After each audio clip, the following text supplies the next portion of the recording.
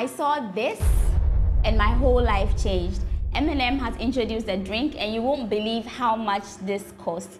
Now let's look at the packaging, right? This is easy to go, something you can just put in your bag. It comes sealed, and then there's the lid that you can drink from. Now for those of you who are interested in calories, it says that it has 168 calories and it's 20% protein. Now to my favorite part, the tasting.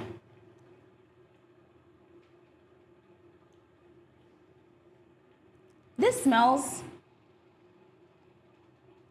like chocolate, right? Like a chocolate fudge, but with a lot of cream. I can't wait to taste this.